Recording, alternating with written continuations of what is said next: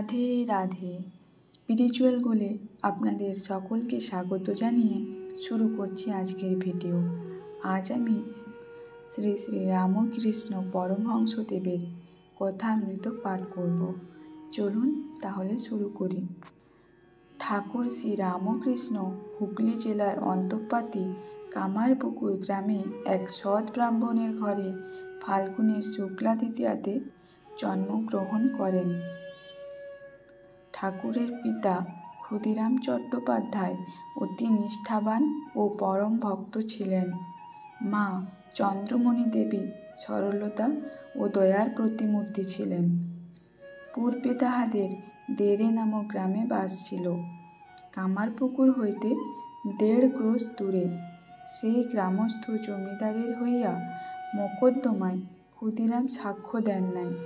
পরে সজ্জন লইয়া কামারপুকুরে আসিয়া বাস করেন। ঠাকুর শ্রী রামকৃষ্ণের ছেলেবেলার নাম ছিল গদাধর।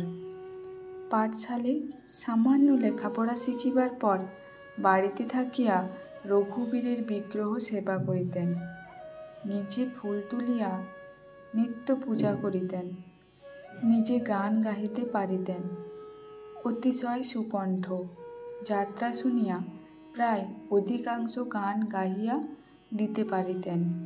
বাল্যকাল অবধি সদানন্দ। পাড়ায় আবাল বৃদ্ধ বনিতা সকলেই তাহাকে ভালোবাসিতেন।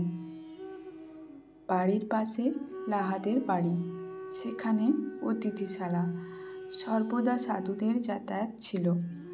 গদাধর সেখানে সাধুদের সঙ্গ ও তাহাদের সেবা করিতেন। কথকেরা যখন পুরাণ পাঠ করিতেন তখন নিবিষ্ট মনে সমস্ত শুনিতেন। এইরূপে রামায়ণ, মহাভারত, শ্রীমদ্ ভাগবত কথা সমস্ত হৃদয়ঙ্গম করিলেন। একদিন মাঠ দিয়া বাড়ির নিকটবর্তী গ্রাম আনুরে যাইতেছিলেন। তখন ঠাকুরের বয়স 11 বছর। ঠাকুর নিজ মুখে বলিয়াছেন। হঠাৎ তিনি অদ্ভুত জ্যোতি দর্শন করিয়া বাহ্যশূন্য হন। লোকেরা বলিল মূর্ছা। ঠাকুরের ভাব সমাধি হইয়াছিল। ঠাকুরের পিতার মৃত্যুর পর ঠাকুর জ্যেষ্ঠ ভ্রাতার সঙ্গে কলিকাতায় আসিলেন। তখন তাহার বয়স 17-18 বছর। কলিকাতায় কিছুদিন নাথের বাগানে, কিছুদিন ছামাপুকুরে গোবিন্দ চাটুর্যের বাড়িতে থাকিয়া পূজা করিয়া বেড়াইতেন। এই সূত্রে ছামাপুকুরের মিত্রদের বাড়িতে কিছুদিন পূজা করিয়াছিলেন। রানী রাসমণি কলিকাতা হইতে 2.5 ক্রোশ দূরে দক্ষিণেশ্বরে কালীবাড়ি স্থাপন করিলেন। 1262 সাল 18 জ্যৈষ্ঠ বৃহস্পতিবার স্নান যাত্রার দিন। ঠাকুর শ্রী রামকৃষ্ণের জ্যেষ্ঠ ভ্রাতা পণ্ডিত রামকুমার কালীবাড়িতে প্রথম পূজারী নিযুক্ত হইলেন। ঠাকুরও মাঝে মাঝে কলিকাতা হইতে আসিতেন ও কিছুদিন পরে নিজে পূজা কার্যে নিযুক্ত হইলেন। তখন তাহার বয়স 21-22 হবে। মধ্যম ভ্রাতা রামেশ্বরও মাঝে মাঝে কালীবাড়ির পূজা করিতেন।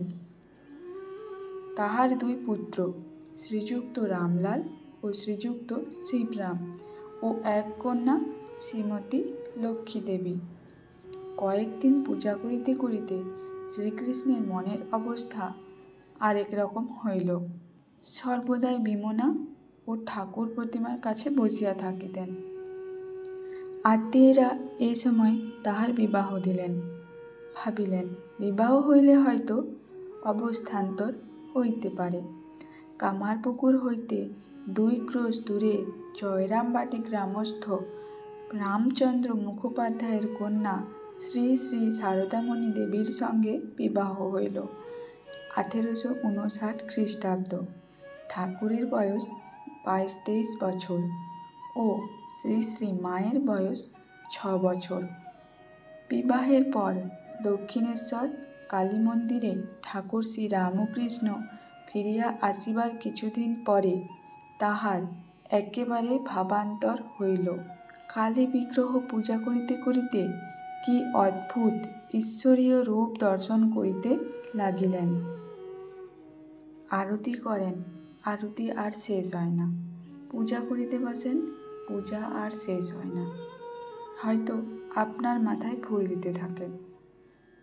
পূজা আর করিতে পারিলেন না, উন্মাদের ন্যায় বিচরণ করিতে লাগিলেন। রানী রাসমণির জামাতা মথুর তাহাকে মহাপুরুষ পদে সেবা করিতে লাগিলেন ও অন্য ব্রাহ্মণ দ্বারা মা কালীর পূজার বন্দোবস্ত করিয়া দিলেন। ঠাকুরের ভাগ্নে শ্রীযুক্ত হৃদয় মুখোপাধ্যায়ের ওপর মথুরবাবু এই পূজার ও ঠাকুর শ্রী রামকৃষ্ণের সেবার ভার দিলেন। রাধে রাধে। আজকে এই পর্যন্ত। ভিডিওটি পুরোটি মন দিয়ে শোনার অনুরোধ রইল এবং কমেন্ট করে অবশ্যই জানান ভিডিওটি আপনাদের কেমন লেগেছে। পরবর্তী ভিডিও খুব শীঘ্রই আসবে, তার জন্য চ্যানেলটি সাবস্ক্রাইব করে রাখুন। রাধে রাধে।